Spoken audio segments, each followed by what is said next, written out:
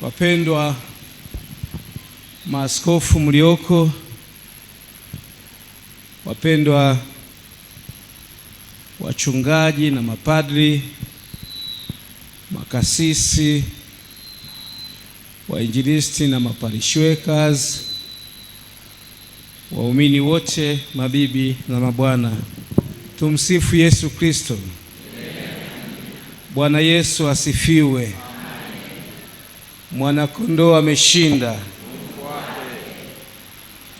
Awali ya yote nichukue nafasi hii kuwapongezeni ninyi nyote kwa kuona mwaka mpya 2026. Heri ya mwaka mpya na heri ya Krismasi. Kipekee nichukue nafasi hii kumshukuru Mungu sana. Kwanza kukaribishwa kwenye ibada hii ya kwanza kwangu ya Umoja wa Makanisa. Ninawashukuru sana viongozi wetu, mwenyekiti pamoja na katibu wa Umoja wa Makanisa, mlioweza kutuunganisha wote kukaa pamoja kama hivi leo. Lakini pili, niwashukuru mababa maaskofu hao. Kwa miaka mingi walikaa pamoja na baba Askofu Mameo, lakini leo wananipokea mimi niliye mdogo, na wengine ni wakongwe kweli kweli, wazee wa muda mrefu. Ninawashukuru sana wazee, mababa maaskofu, kwa kunipokea sana. Lakini pia nimepokea maelekezo ya kupeleka salamu za pekee sana kwa baba askofu mstaafu, baba Jacobo Mameo Ole Paulo. Nitafanya hivyo. Ninashukuru sana. Sasa amestaafu, tuendelee kumwombea baba yetu. Yeye kwetu amekuwa baraka kama mshauri wetu. Sasa tunapopata magumu, tunapo mahali pa kukimbilia. Kwa hiyo tunashukuru sana sana kwa salamu hizo zote. Ndugu zangu, kwa bahati mbaya nilijua mimi leo nitakuwa msikilizaji, hawa wazee kati yao mmoja aseme alafu mimi nijue njia. Lakini sasa wakanipa mimi, kule kwetu tunasema mzoanda, aseme. Basi kuna mahali pengine nitakwenda ndivyo sivyo, basi ujue ndio shida ya uzoanda hiyo. Ninajua hawa wazee wataendelea kuniongoza zaidi. Nilipokuwa na tafakari somo hili, nilimshangaa Mungu sana. Mshangaa Mungu sana. Mtu yoyote akiingia hapa leo, akiingia hapa atasema nimeingia ibada ya Wakristo. Hata sema hapa ni Wakatoliki, hapa ni Waluteri, hapa ni wa Moravian, hapa ni wa Methodist au Baptist. Atasema nimeingia ibada ya Wakristo. Lakini la pili, nikashangaa sana. Yesu ametufundisha ile sala kuu. Hebu tuiseme wote kile kimstari cha kwanza tu, ile sala kuu: Baba yetu. Hiyo tu, Baba yetu uliye. Yaani wote tuliokusanyika hapa ni watoto wa Baba, alafu Baba yetu yuko mbinguni. Nikamshangaa Mungu sana.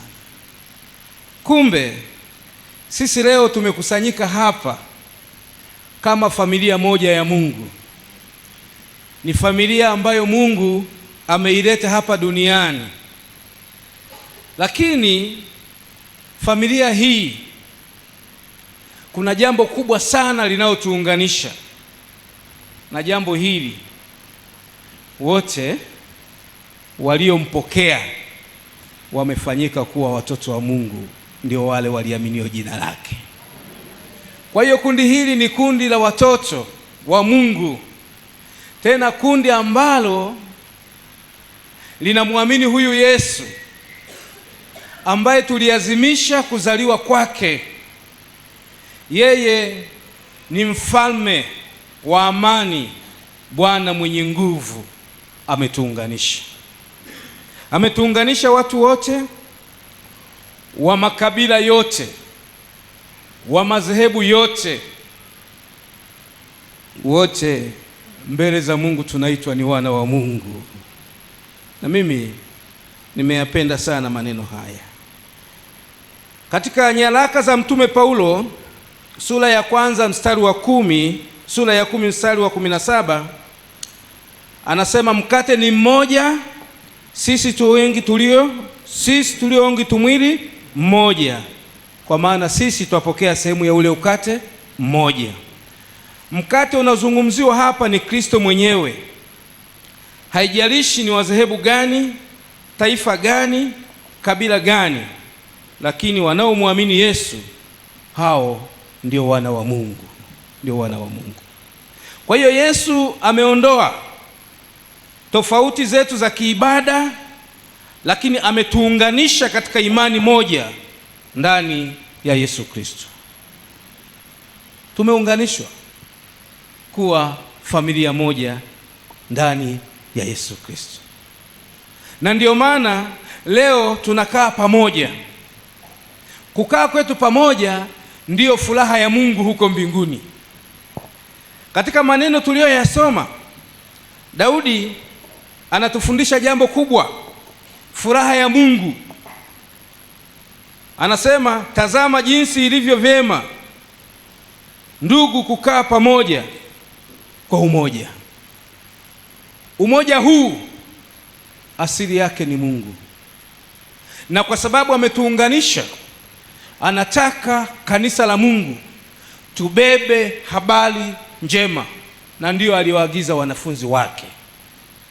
Habari ambayo ametupa ni habari njema, tena habari kwa watu wote, ya kwamba huyu Yesu ambaye amezaliwa ameleta mabadiliko kwa watu wote.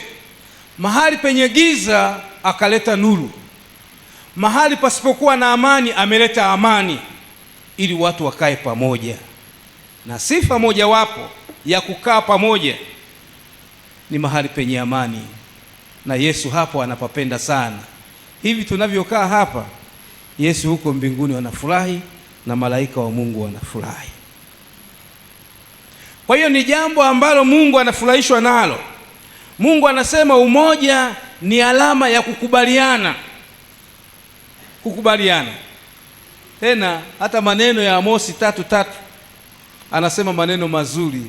Je, ndugu wawili wanaweza kutembea pamoja wasipokuwa wamepatana, wameelewana? Leo hii tumeelewana kwa sababu wote tumepewa habari njema ya kumtangaza Bwana wetu Yesu Kristo. Habari hii ya kutangaza habari njema za uokovu wa huyu Yesu ambaye amezaliwa, aliyeacha enzi yake juu mbinguni kuja kutuokoa, ametupa habari njema. Na habari njema hii watu wamjue Yesu wakapate kuokolewa. Hivyo Yesu anatupa habari ya furaha, habari ya kutangaza, habari inayotuunganisha sisi sote kama kanisa la Mungu. Ndugu zangu, habari hii njema ya Yesu ambaye ametupa ni habari yenye kuonyesha upendo wa Mungu kwa wanadamu. Mungu aliposhuka hapa duniani amekubali kuja kukaa na wanadamu. Habari yake nzuri aliyoleta kwamba amekuja kumwokoa mtu mwanadamu na dhambi zao. Habari hii ya upendo ya kumwokoa watu na dhambi zao ndiyo habari ya furaha inayotuunganisha sisi na Mungu. Ndiyo habari ya furaha inayotufanya tukae pamoja, na ndiyo habari ya furaha inayowafanya watu watembee pamoja.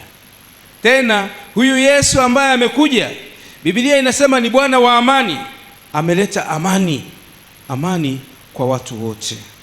Kwa hiyo leo huko mbinguni tunafurahia umoja huu ambao umeanzishwa na Mungu mwenyewe.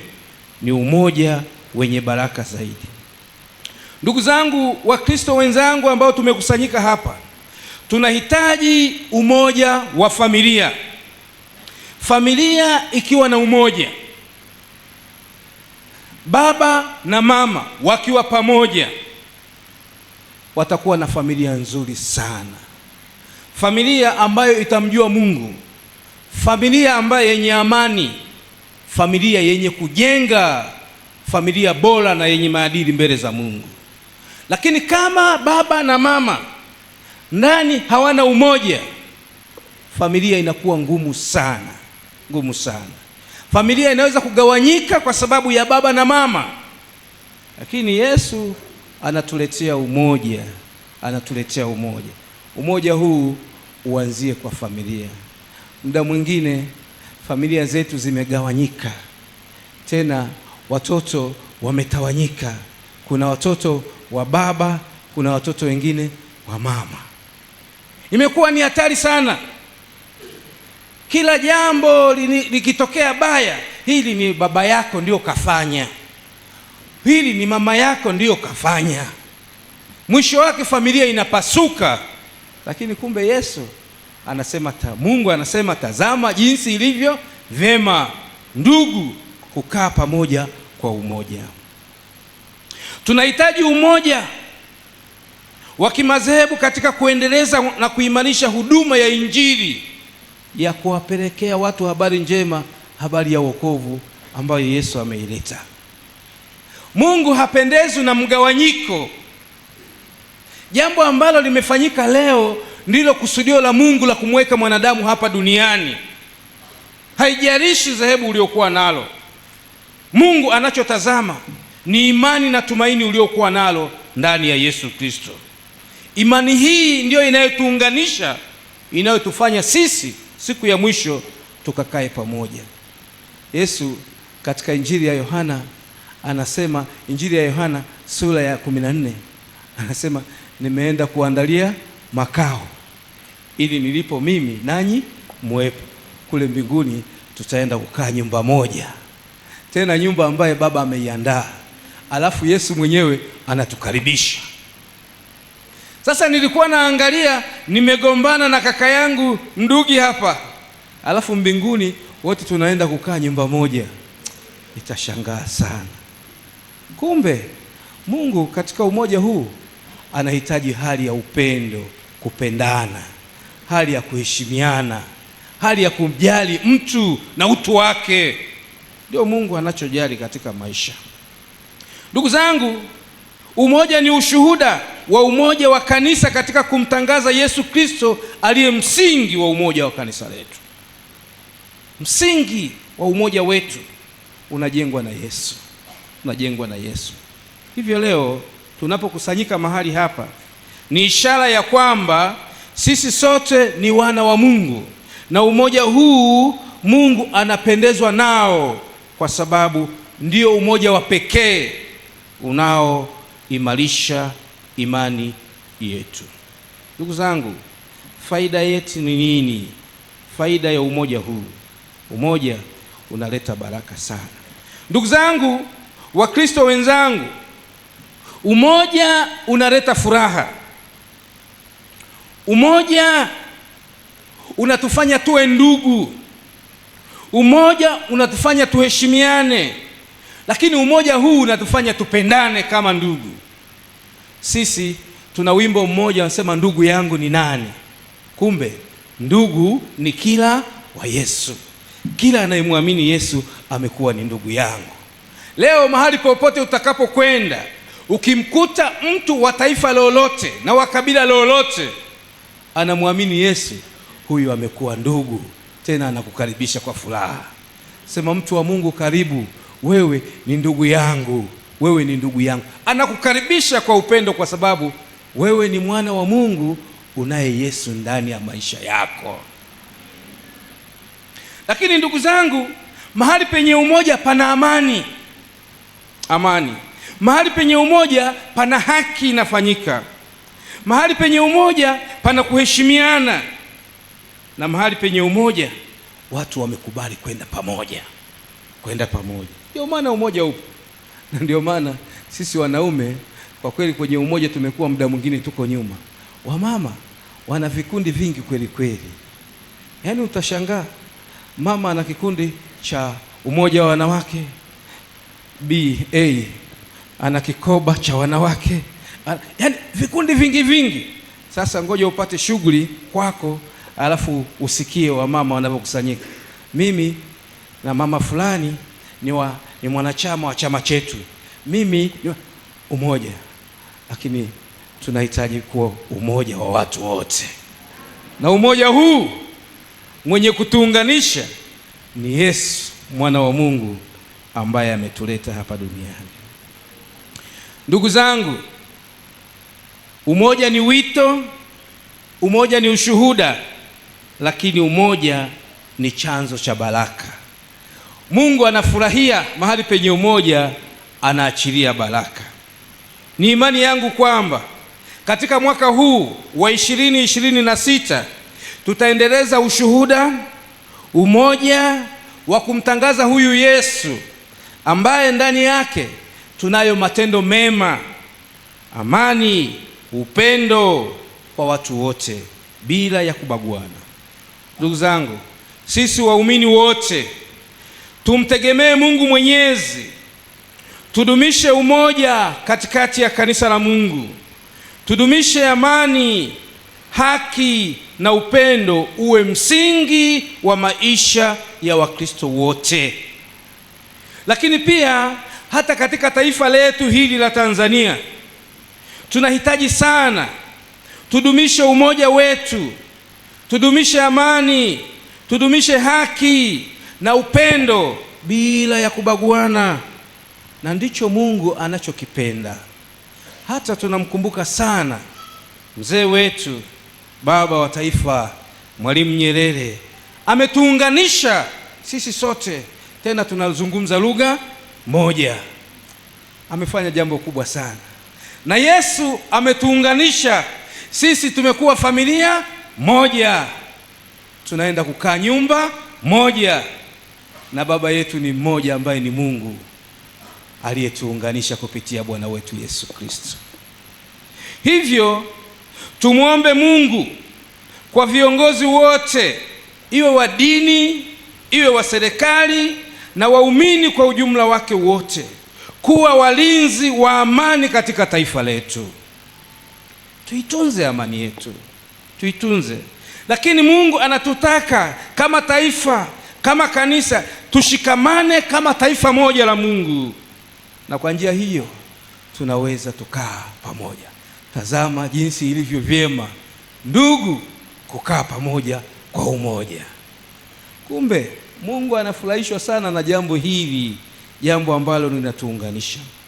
Ndugu zangu, sisi Tanzania tunazo baraka nyingi sana sana kuliko mahali pengine. Wenzetu nchi nyingine wameshindwa kukaa pamoja kama tulivyokaa leo kwa sababu ya kukosa amani. Lakini sisi tunayo zawadi kubwa katika maisha na taifa letu hili la Tanzania. Asitokee mtu yoyote miongoni mwetu akawa chanzo cha kuvuruga umoja wa kanisa, asitokee chanzo cha kuvuruga umoja katika taifa letu. Maana sisi sote tumeumbwa kwa mfano wa nani? Wa Mungu. Mungu katika uumbaji wake alisema, tazama kila kitu nilichokiumba ni chema sana. Ninyi ni watu wema sana. Hebu mwende mkadumishe umoja katika kanisa la Mungu. Dumisheni umoja katika familia, dumisheni umoja katika taifa, kwa sababu Mungu anapendezwa.